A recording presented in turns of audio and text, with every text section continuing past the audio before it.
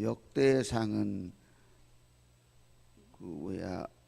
우리가 앞서 봤던 열왕기 상하와 다른 이 사관으로 기록된 성경입니다.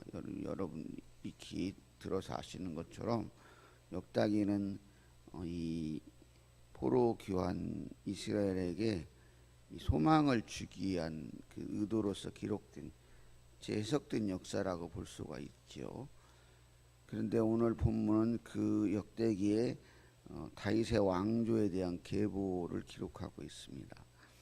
1절에서 9절은 다윗의 아들들에 대한 것, 그리고 10절, 16절은 솔로몬으로부터 시드기야 이 예루살렘의 멸망 전까지의 다윗의 그 왕들, 다윗 가문의 왕들을 기록하고 있고, 17절부터 24절은 이 예루살렘이 멸망하고, 그리고 또 그래서 포로로 끌려가서 그리고 포로 귀환한 또 그때까지 이 여구냐, 또 여호야긴, 또 여구냐라고도 하고, 또 고니야라고도 하죠. 이 후손들을 언급하고 있습니다. 이러한 본문을 등으로서는 몇 가지의 교훈을 얻을 수 있습니다. 이 족보, 우리나라도 마찬가지지만 족보를 이렇게 되뇌이고 족보를 막 이렇게 자꾸 기록하고 하는 것은 우리 가문이 이런 가문이야, 이런 우리 또 그리고 우리가 이렇게 살아왔어, 그런 역사, 가문의 역사를 보여주는 것이면서도 이 후손들에게 이런 가문의 모습을 이렇게 자부심을 심어주고 또 가문의 그러한 모습을 이어가게 한 여러 가지 이유들이 있죠. 그냥 단지 족보는 어떤 사람의 이름만이 아니고 그 가문의 역사, 거기에 들어있는 많은 일들을 대변하고 있는 거예요. 그렇죠? 근데 오늘 이 읽는 역대기의 이 족보, 다윗의 족보는 그런 이야기들을 다 족보를 통해서 얘기를 하고 있어요. 먼저 이 족보, 이 오늘 읽은 이 다윗의 이 계보를 보면 몇 가지의 사실들을 빼고 의도적으로 기록한 부분들이 있어요. 그리고 또 그건 약간 또 바꾸어서 기록한 것도 있고, 대표적인 거로 보면 다윗의 경우를 보면 그 아달랴라는 그 여인이 빠져 있죠. 이 열왕기나 이런 데 보면 아달랴가 나오죠.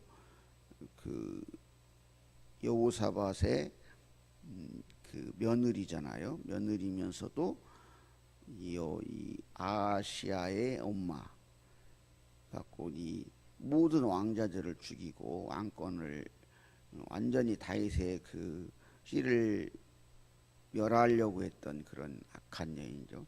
그래서 이 구원의 계보를 이렇게 완전히 없어지게 할 뻔했던 그런 여인 이름이 빠졌죠. 그 다음에 우리아의 아내로 기록된 밧세바인데 밧수아로 나오죠. 그리고 우리아의 아내인데 이 우리아의 아내라는 이름이 빠져 있죠. 이렇게 이제 이 다윗의 흠을 감추는 거죠. 왜냐하면 이스라엘의 소망을 주기 위한 그런 목적으로 재해석된 역사다 보니까 그래요. 그런데 먼저 이 1절 9절에 다윗의 아들들이 기록된 부분들을 보면 이것은 이 자손은 당시 시대로는 자손이 많고 적음이 뭐냐면 이 가문의 흥왕을 나타내는 거예요. 그러니까 이 한마디로 다윗의 왕가는 이렇게 번창을 하였다, 그런 의미가 여기에 들어있다고 볼 수 있어요. 사울의 왕가는 소멸되어 가고 이렇게 찌그라들지만 다윗의 왕가는 번성하고 이렇게 번창하였다, 그러는 거죠. 여기서 우리가 볼 수 있는 건 이 모든 것이 신실하신 하나님의 약속의 신실하신 하나님의 신실하심이면서도 긍휼을 베푸신 하나님의 은혜라는 거죠. 여러분도 우리가 잘 열왕기에서 살펴본 것처럼 다윗이라는 사람이 완전하지는 않거든요. 큰 실수도 하고 큰 잘못도 했죠. 그런데도 하나님께서 긍휼을 베푸셔서 이렇게 다윗의 왕가가 번창케 하신 거예요. 이것이 우리에게 소망이 있는 거예요. 하나님께서 사무엘하 7장 16절에 내 집과 내 나라가 내 앞에서 영원히 보존되고 내 왕위가 영원히 견고하리라. 이렇게 나단을 통해서 약속하셨던 그 말씀을 하나님께서는 신실하게 이루셨다는 거죠. 마찬가지로 우리가 오늘 이 아침에 소망을 가질 수 있는 것은 때로는 우리가 실수를 하고 넘어지고 저조차도 이렇게 새벽에 일어나 나오는 것이 얼마나 힘든지 내시면 알람을 딱 깨는데 오는 시간은 50분이 지나서 이렇게 꿀꿀 나오고 그렇게 저도 이렇게 많은 부족함으로 살고 있고 우리 성도들도 때로는 내가 이렇게 진짜 예수 믿는 사람이야 그런 실망감이 가질 때도 있고 어떤 때는 교회에 나오는 것조차가 내 양심에 꺼리기 이런 데도 있지만 그럼에도 우리가 이렇게 하루하루 세상을 이기고 하나님의 은혜로 이렇게 예배의 자리에 나오고 기도의 자리에 나올 수 있는 것 그것은 신실하신 하나님의 은혜입니다. 그의 소망을 가질 수 있는 거예요. 여러분 실망하지 마세요. 다윗도 완전하지 않지만 하나님께서 내 마음에 합한 자라고 인정하시는 것은 다윗의 훌륭함 때문이 아니라 전적으로 하나님의 은혜인 것처럼 우리가 이렇게 오늘 또 살아갈 수 있는 것은 하나님의 은혜이기 때문에 그 하나님의 그 신실하심을 의지하며 사시길 바랍니다. 그렇게 오늘의 이 계보를 쭉 보면은 수백 년 아주 오랜 세월 뒤에 결론적으로 뭐냐면 하나님께서 약속하신 다윗 왕가의 그 영원성에 대한 약속을 지키셨다는 것, 이루어졌다는 거예요.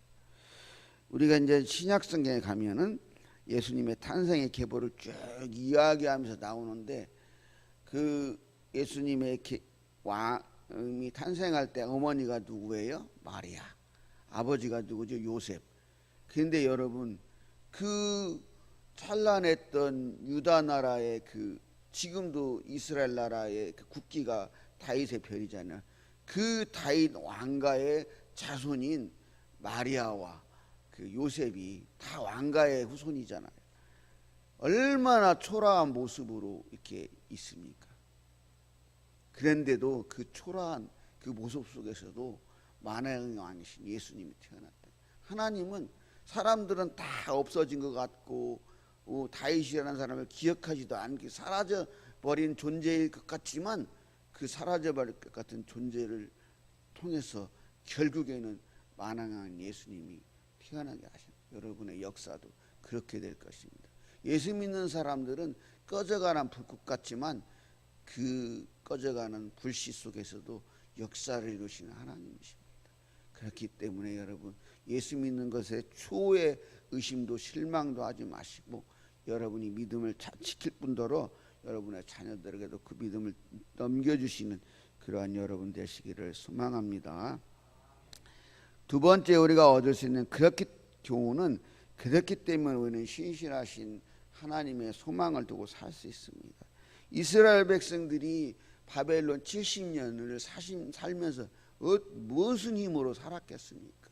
그들은 그 바벨론 70년을 살면서 자신들의 과오를 뒤돌아보면서 우리가 읽고 있는 이 성경을 완성을 했어요. 그때 당시 어마어마한 일을 한 거죠. 그래서 그 70년 후에 귀환해서 다시 번영기를 누릴 수 있게 되거든요. 여러분 소망은 하나님께 있습니다. 우리가 나의 형편이 지금 좋고 안 좋고의 문제가 아니고 우리가 하나님께 소망을 두고 있는지 하나님의 말씀이 나를 움직이는 그런 삶을 살고 있는지 그렇지 않은 거가 중요합니다. 제가 맨날 이런 말 하니까 저 최목사는 그런 먹고도 안 살아 그런 게 말씀하실지도 모르지만 여러분 믿는 사람들은 최고의 가치로 삼아야 될 것이 영원한 하나님의 나라입니다. 그렇게 우리가 최고의 가치로 두어야 나의 삶의 기준이 딱 쓰는 거예요. 여러분 내가 무엇을 기준으로 삼았냐에 따라 내 걸음이 거기 향하게 되는 거고, 모든 내 삶의 방향이 정해지고 그렇게 사는 거예요. 여러분, 그렇게 내가 천국의 소망이 나의 삶의 가장 중요한 위치에 쓰게 되면 다른 것들은 어떻게 보면은 부가적인 것이 될 수가 있어요. 그러나 그렇지 않으면 세상의 것들이 나의 가치의 우선순위에 쓰다 보니까 내 삶의 방식이 그렇게 사는 거예요. 어떻게 보면 이스라엘 백성들에게 바벨론 70년의 그러한 어려움이 있지 않았다면 어찌 보면 이스라엘이 존재했을까? 이런 성경은 과연 우리의 손에 주어졌을까? 그런 것들이죠. 여러분, 우리가 일제 36년을 우리나라는 살아봤으니까 바벨론 70년이 얼마나 힘들었을까? 민족이 소멸되었어야 돼요. 우리나라 36년으로 그 일제의 잔재가 지금도 이어지고 있잖아요. 우리 언어, 그리고 우리 일본말 우리가 얼마나 많이 쓰고 있습니까? 뭐 야리끼리 뭐 다 아시죠? 일본말인 거. 뭐 스메끼리 뭐 우리 하는 말이 그냥 다 일본말이잖아요. 그냥 우리들도 많이 써요. 우리들도. 그런데 70년 얼마나 어마어마합니까? 그런데 그 70년이 오히려 이스라엘 민족으로 만드는 그런 70년이 됐다는. 그래서 이스라엘 사람들 지금 뭐라고 해요? 유대인이라고 하잖아요. 유대인이라고 하잖아요. 유대가 누구예요? 이 다윗 왕조의 그 뿌리잖아. 유다 지파. 그런 것처럼. 그리고 오늘 마지막 부분에 읽은 부분들을 보면요, 그 이름들이 다 이 의도가 있는 이름들이에요.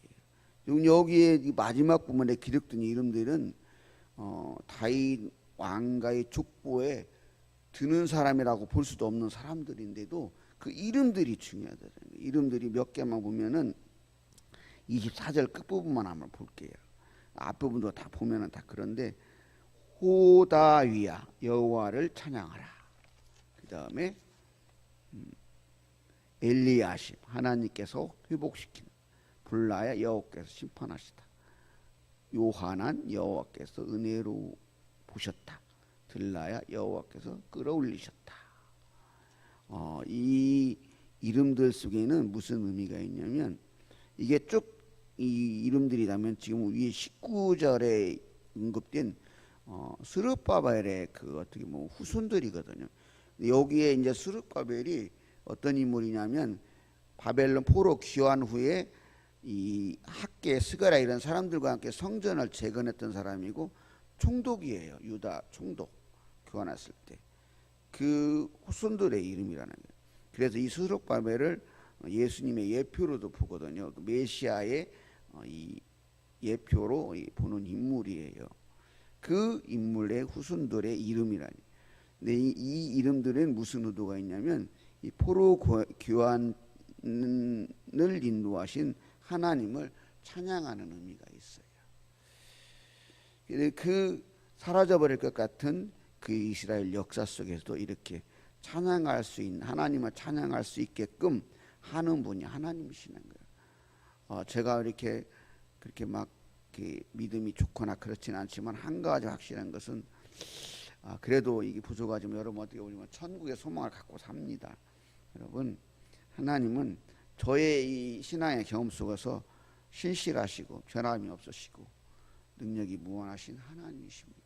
여러분의 입술로 그러니 하나님을 고백할 수 있는 신앙으로 을 가지시고 그렇게 사시기 바랍니다. 여러분, 어쨌거나 믿는 사람들은 믿음으로 살아야 하고, 믿음으로 살 때 믿음의 열매가 있습니다. 이스라엘 백성들이 여기 언급된 많은 사람들 얼마나 힘든 삶을 살았겠습니까? 우리가 겪어봤은 게 알잖아요. 그런데도 이런 이름을 지을 수 있다는 것은 그들에게는 그만 소망의 믿음이 있다는 거예요. 여러분, 이렇게 힘들고 어려워도 신실하신 하나님을 믿고 의지하며 그러한 믿음 속에서 소망을 이루는, 소망 속에 사는 여러분들의 삶이 되기를 소망합니다.